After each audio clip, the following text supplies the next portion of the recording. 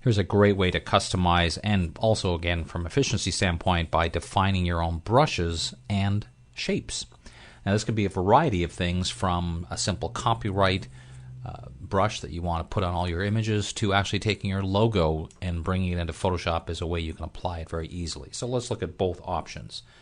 I'm going to create a new document in Photoshop.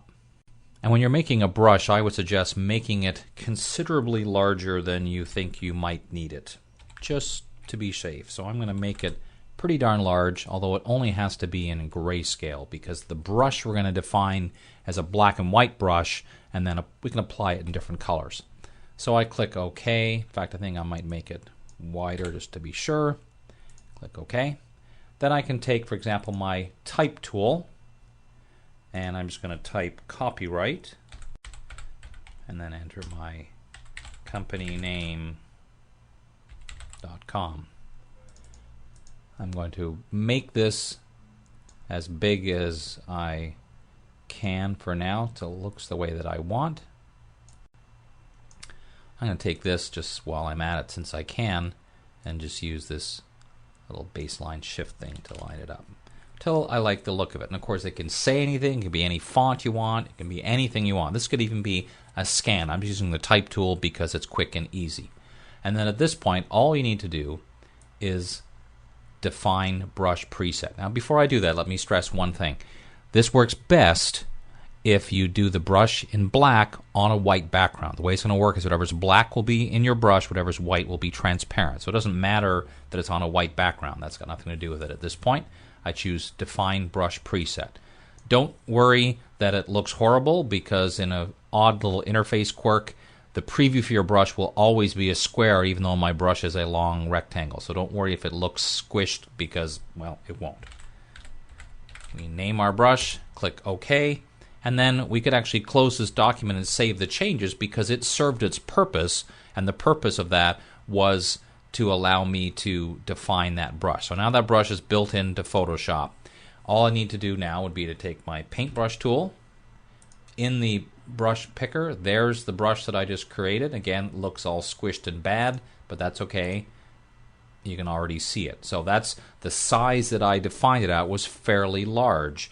I could use standard Photoshop brush commands like the left bracket key to make it smaller, or you could also, what I often do is just do this, make a new layer, put, let's say that we want the color to be the same as the screen, so we just pick that up, we click on there once, and it puts the brush in, as you can see, on its own layer. So at this point I could use free transform to scale it smaller, rotate it, do whatever I want, because now it's just a separate layer. But what it means is that every time, instead of having to type in your copyright or copy and paste it from another document, now we have this brush built in. And later on in a separate lesson we'll see how to safeguard these special presets that you've made using the preset manager. But the other option is to define a shape. Now a shape works best not only this way, but it works best if the shape starts out being vector, since that's the way the shape tool works. So an example of that would be to use Illustrator. So over here in Illustrator I have my simple little logo. I've converted the text to outlines so that they're vector shapes as well. If you kept it as type, it wouldn't work.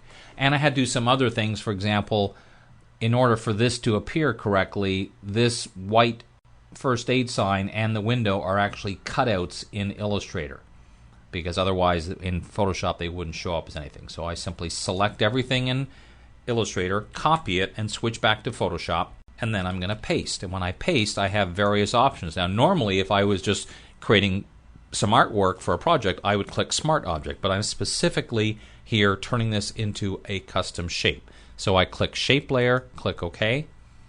Now it happens to come in using the foreground color I had before, but you can see it's looking pretty good. Don't be thrown off by the path around it. Makes it look a little hard to see what's going to look like, but you can see it's actually very nice.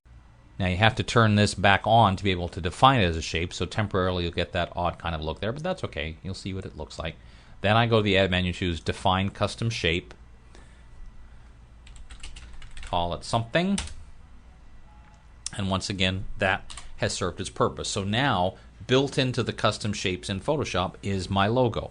So for any project I'm working on, I need my logo. All I do is go to my custom shape tool, pop up the picker. I've got mine set to be enormous so I can see everything. And there is the very last one I just made, that one right there. Turn off that weird style that I did earlier with showing the wonderful tool presets of Adobe gives us. But there's my shape.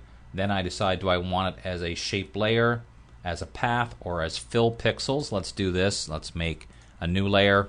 Now all I have to do is hold down the Shift key, click and drag to decide how big or small I want my logo, and there it is. It's done. This is now built into Photoshop, not just this document, but Photoshop itself. So every time I want to add a copyright or add a logo or anything else, it's there ready to go. And that's a pretty nice way to speed things up.